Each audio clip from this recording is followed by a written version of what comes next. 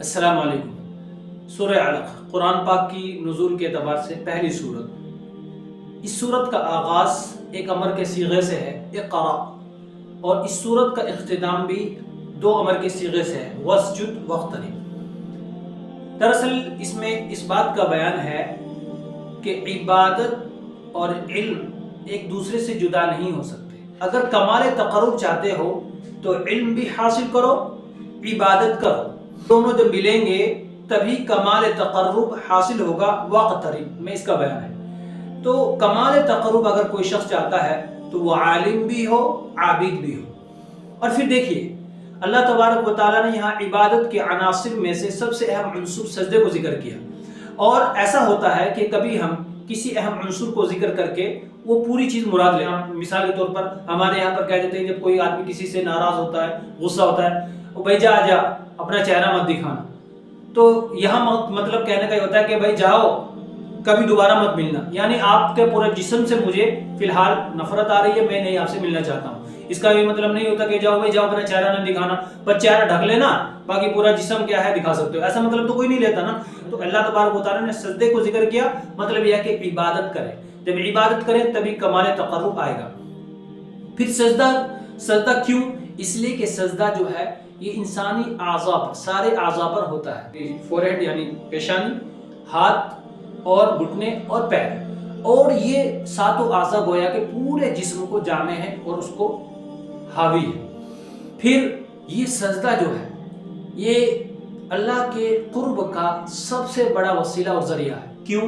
اس لیے کہ سجدے میں انسان اپنی سب سے اعلیٰ اور اشرف چیز پیشانی یعنی فور ہیڈ کو سب سے ارذل اور ادنا یعنی زمین پر رکھ دیتا ہے۔ تو جب کمال اشرف کو کمال ارذل سے یا کمال اعلیٰ کو کمال ادنا سے جب انسان ملاتا ہے تو اللہ کا قرب حاصل ہونے لگتا ہے۔ پھر یہ سجدہ انسانی غموم اور دنیاوی قدرات کو دور کرنے کا بھی سب سے بڑا وسیلہ اور ذریعہ ہے۔ چنانچہ قرآن میں سورہ حجر میں اللہ تبارک صلی اللہ علیہ وسلم سے مخاطب ہے، وَلَقَدْ نَعْلَمُ أَنَّكَ يَضِيقُ صَدْرُكَ بِمَا يَقُولُونَ۔ اے نبی ہمیں معلوم ہے کہ یہ لوگ جو آپ کو ساحر، کاہن، مجنون یا دیگر کچھ بھی القاب آتے ہیں، یہ آپ کی یہ تکذیب کرتے ہیں، آپ کو برا بھلا کہتے ہیں، آپ کو تکلیف دیتے ہیں، تو ہمیں یہ علم ہے جس کی وجہ سے آپ کا سینہ تنگ ہوتا ہے، پریشانی ہوتی ہے، دم گھٹنے لگتا ہے کہ سارے رشتہ دار مخالف ہو گئے،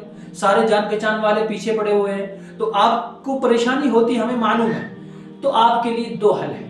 تو اللہ تبارک و تعالیٰ نے نبی کریم صلی اللہ علیہ وسلم کو دو عبادتیں بتائیں، ایک عبادت قولی اور ایک عبادت فعلی۔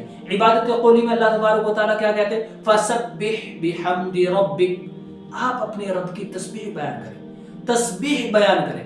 یہ تسبیح جو ہے عبادت قولی ہے، اور تسبیح کی اہمیت تو قرآن میں ذکر ہے اور بار بار تسبیح کا ذکر ہے۔ دیکھیے کہ اللہ تبارک و تعالیٰ سورہ صافات میں حضرت یونس علیہ السلام کے بارے میں کہتے ہیں فَلَوْلَا أَنَّهُ كَانَ مِنَ الْمُسَبِّحِينَ، اگر یونس تسبیح نہ کرتے لَلَبِثَ فِي بَطْنِهِ إِلَى يَوْمِ يُبْعَثُونَ، تو مچھلی کے پیٹ سے ہی نہیں نکلتے، فوری پر اسی میں رہتے۔ تو تسبیح کے بارے میں تو اللہ تبارک و تعالیٰ نے یہ ذکر کیا ہے۔ تو ایک عبادت قولی یعنی اے نبی جب یہ لوگ آپ کو برا بھلا کہتے ہیں تو آپ ان کو برا بھلا نہ کہیے، ان کے کچھ نہ کہیے، ان کو زبان سے آپ کو کہنے کی ضرورت نہیں، بس آپ کا کام ہے کہ آپ بس تسبیح میں لگ جائیے، سبحان اللہ والحمد للہ ولا الہ الا اللہ اللہ اکبر لا الہ الا انت سبحانک انی کنت من الظالمین۔ بہرحال آپ تسبیح کرتے رہیے، انشاءاللہ ان لوگوں کی زبانیں خود بند ہو جائیں گی، اور ہو گئی تھی۔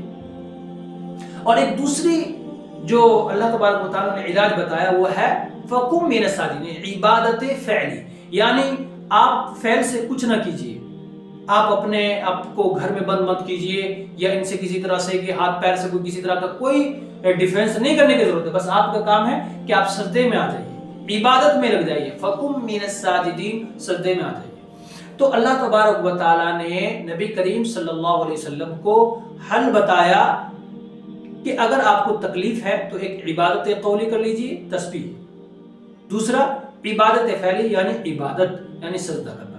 تو انسان سجدہ جب کرتا ہے تو گویا کہ اللہ کے سب سے زیادہ قریب۔ حضرت ربیعہ ابن کعب ایک صحابی ہیں، انہوں نے اللہ کے رسول صلی اللہ علیہ وسلم سے پوچھا کہ اللہ کے رسول مجھے دراصل جنت میں آپ کی معیت چاہتا ہوں، یہ جو کرنا کیا ہے؟ تو آپ صلی اللہ علیہ وسلم نے فرمایا علیک بکثرت السجود او علیک بالسجود، ربیہ اگر تم چاہتے ہو کہ جنت میں میرے ساتھ رہو تو آپ اس پر معاورت حاصل کرتے ہو کثرت سجود سے، مطلب یہ ہے کہ آپ زیادہ سے زیادہ اللہ کی عبادت کریں۔ تو زیادہ عبادت سے اللہ کا قرب ہوتا ہے۔ سجدہ جو ہے یہ دراصل عاجزی، انکساری اور اعتراف بالذنوب کی تعبیر اور اللہ سے جڑنے کا سب سے بڑا ذریعہ اور وسیلہ ہے۔ اسی لیے بار بار سجدے کی تلقین ہے، حکم ہے، اور ہمیں سجدہ کر لینا چاہیے، سجدہ کرنا چاہیے، مطلب یہ ہے کہ اللہ کی عبادت کرنی چاہیے۔ تو بتانا صرف یہ ہے کہ اس صورت میں اللہ تبارک و تعالیٰ نے 3 امر کے صیغے ذکر کیے۔ ایک پہلا اقرا، اس سے حصول تعلیم کی تلقین اور اس کا حکم ہے کہ آدمی علم حاصل کرے، چونکہ علم حاصل کرے گا تبھی وہ عبادت کرے گا۔ اور سورہ فاتر میں اللہ تبارک و تعالیٰ نے بیان فرمایا انما یخشی اللہ من عباد العلماء، کہ اللہ سے اس کے بندے علماء ڈرتے ہیں۔ کیسے؟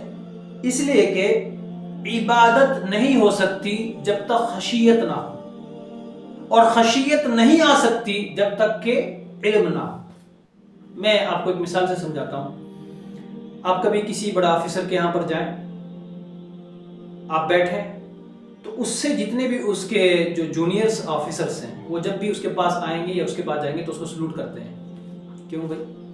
اس لیے کہ ان جونیئرز کو پتا ہے کہ یہ ہمارا سینئر ہے اور اس کا یہ مقام ہے، یہ رتبہ ہے، اور ہمارے اوپر لازم ہے جب اس کے رتبے اور مقام کو جان لیں ہم اس کو سلوٹ ماریں۔ جب بندے کو کسی کے رتبے کا، کسی کی پوزیشن کا علم ہو جاتا ہے تو اس کے اندر ایک ڈر آ جاتا ہے۔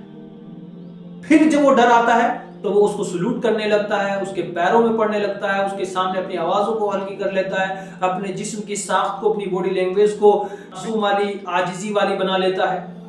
علم ہوگا تو خشیت آئے گی، اور خشیت آئے گی تو عبادت آئے گی۔ اسی لیے اللہ تبارک و تعالیٰ نے یہ بات بیان کی کہ علماء ڈرتے ہیں کیونکہ علماء کے پاس علم ہے۔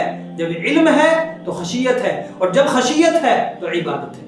تو یہاں میں بتانا چاہوں گا کہ بغیر علم کے آپ اللہ کی عبادت صحیح سے نہیں کر سکتے۔ ایک واقعہ میں آپ کے سامنے بیان کرنا چاہوں گا۔ مولانا اشرف شاہ تھانوی کے اکابر خلفاء میں سے حضرت مولانا شاہ عبد الغنی صاحب پھولپوری، ان کی ایک چھوٹی سی کتاب ہے معیت الہیہ، اس میں انہوں نے یہ واقعہ ذکر کیا کہ علم کے بغیر عبادت کس طرح سے نہیں ہو سکتی، اور اگر انسان کو صحیح علم نہیں وہ عبادت بھی صحیح طریقے سے نہیں کر سکتا، اگر وہ کرے گا بھی تو گڑبڑ ہو سکتی ہے۔ چنانچہ انہوں نے ایک واقعہ ذکر کیا کہ ایک صوفی جی تھے جو اللہ کی عبادت کرتے تھے، اور ان کا طریقہ یہ تھا کہ وہ پورے سال پہاڑ کے اوپر عبادت کرتے رہتے تھے، سال میں ایک مرتبہ اوپر سے نیچے آتے تھے، جو ان کی ضرورت کی چیزیں ہوتی تھی وہ لے اور اوپر چلے جاتے تھے۔ پورے ایک سال میں جب آتے تھے تو لوگوں کی بھیڑ لگ جاتی تھی ان کو دیکھنے کے لیے کہ فلاں بزرگ صاحب، صوفی صاحب پہاڑ سے نیچے آ رہے ہیں ان کو دیکھنے کے لیے۔ اس طرح سے ان کی 12-13 سال گزر گئے۔ تو ایک مرتبہ ایسا ہوا کہ ایسی بھیڑ جمع ہو رہی تھی، کوئی عالم ادھر سے گزر رہے تو انہوں نے کہا بھی کیا ہوا؟ کہنے لگے فلاں پیر صاحب جو عبادت کرتے رہتے ہیں پہاڑ کے اوپر چڑھ کے، وہ آج تشریف لائے ان کو دیکھنے کے لیے۔ اب وہ بھی پہنچ گئے، دیکھا تو وہ صوفی جی جو ہے پراگندہ حال، بال بڑے بڑے، کپڑے بوسیدہ، اور اسی طرح سے ان میں سے بدبو آ رہی۔ تو بڑا عجیب سا انہوں نے کہا بھی یہ کس طرح کے صوفی جی ہیں، اللہ والے ہیں کہ جو لوگ ایسے ان کو دیکھ رہے ہیں۔ اب جو ہے وہ ان کے پاس گئے، ان سے پوچھا کہ بھئی آپ اللہ کی عبادت کرتے ہیں اور آپ نے یہ مقام کیسے حاصل کیا؟ انہوں نے کہا بھئی دراصل میں نے سنا ہے اللہ کے رسول صلی اللہ علیہ وسلم کی حدیث ہے افضل الجہاد من یجاہد لنفسی، کہ بہترین جہاد وہ ہے جو نفس کے خلاف ہو۔ اب میرا نفس اگر کھانے کو پینے کو کرتا تھا تو میں نے روزے رکھنے شروع کر دیا، میں روزے رکھتا رہتا ہوں۔ سونے کو دل کرتا تھا تو میں عبادت میں لگتا ہوں۔ اگر میرا کچھ چیز سونگنے کو دل کرتا ہے تو یہ میرے پاس پوٹلی ہے گندگی کی، میں اسے سونگ لیتا ہوں تو وہ نہیں۔ تو انہوں نے کہا کہ یہ پوٹلی آپ کے پاس کس چیز کی ہے؟ کہ گندگی کی۔ انہوں نے کہا پھر حضرت آپ کی تو کوئی بھی نماز نہیں ہوئی، کوئی بھی عبادت نہیں ہوئی، کیونکہ آپ تو ناپاک ہیں، اور ناپاکی کی صورت میں کوئی عبادت نہیں، کیونکہ عبادت بغیر طہارت کے نہیں۔ ان عالم صاحب نے صوفی جی کو یہ بات سمجھایا کہ حضرت آپ کی تو کوئی بھی عبادت نہیں ہوئی، چونکہ آپ کے پاس تو یہ ناپاکی آپ کے پاس ہمیشہ رہتی ہے اور آپ عبادت کر رہے ہیں، تو جب آپ پاک ہی نہیں تو عبادت کا بھی کوئی مطلب نہیں، تو آپ کی کوئی نماز نہیں۔ اب یہ بیچارے مان گئے اور جا کر 12 سال کی وہ جو نمازیں انہوں نے پڑھی تھی، جو مجاہدہ کیا تھا، وہ دوبارہ سے کر رہے ہیں۔ تو علم نہ ہونے کی وجہ سے ان صوفی صاحب کی ساری عبادت اور ساری محنت بیکار ہو گئی۔ لیکن اگر آدمی کے پاس علم ہے اور وہ عبادت نہیں کرتا ہے تو بھی وہ غلطی ہے۔ اگر انسان کے پاس علم ہے اور وہ عبادت نہیں کرتا ہے تو اس صورت میں بھی وہ گمراہی میں ہے۔ تو میں یہاں پر بتانا چاہوں گا کہ علم حاصل کریں، علم کے بعد میں عبادت کریں، اور پھر آگے دیکھیے وَقْتَرِب، اللہ سے قرب حاصل کیجیے۔ چنانچہ سورہ علم نشرہ میں اللہ تبارک و تعالیٰ فرماتے ہیں فَإِذَا فَرَغْتَ فَانْصَبْ، اے نبی جب آپ فارغ ہو جائیں۔ اب اس کی تفسیر مختلف ہے، فَإِذَا فَرَغْتَ کس سے فارغ ہو جائے؟ فَإِذَا فَرَغْتَ تفسیر ابن کثیر کی، میں جو تفسیر ابن کثیر میں کے حوالے سے بول رہا ہوں کہ تفسیر ابن کثیر میں فرمایا فَإِذَا فَرَغْتَ مِنْ أُمُورِ الدُّنْيَا وَانشِغَالِهَا، جب آپ دنیاوی امور سے اور ان میں جو آپ کی مشغولیت رہتی ہے اس سے فارغ ہو جائیں، فَانْصَبْ آپ سیدھے کھڑے ہو جائیے۔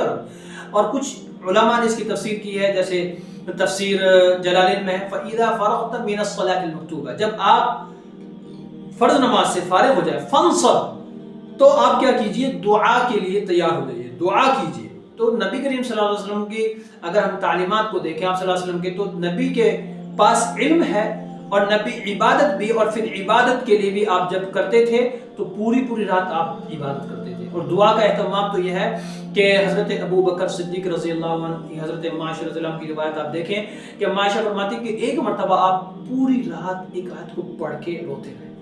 حضرت ابو بکر رضی اللہ عنہ فرماتے ہیں کہ جنگ بدر جس دن تھی، آپ صلی اللہ علیہ وسلم نے پوری فوج کو تیار کیا اور آپ بدر میں پہنچ گئے، آپ پوری رات روئے، اللہ سے مانگا اور روتے رہے کہ آپ کے سینے مبارک، آپ کے اوپر چادر تھی وہ چادر اتر گئی، اتنے روئے۔ تو ابو بکر صدیق رضی اللہ عنہ آپ کے پاس گئے اور فرمایا کہ اللہ آپ کو ضائع نہیں کرے گا۔ تو آپ صلی اللہ علیہ وسلم دعاؤں کا بھی اس قدر اہتمام کیا کرتے تھے۔ تو میں یہاں پر اپنے سامعین سے، ناظرین سے کہنا چاہوں گا کہ عبادت کریں، اس سے پہلے علم حاصل کریں، اور علم کے ساتھ میں پھر آپ عبادت کریں، عبادت کے ساتھ دعا کا بھی اہتمام کریں، تب جا کر وقترب کمال تقرب آپ کو حاصل ہوا۔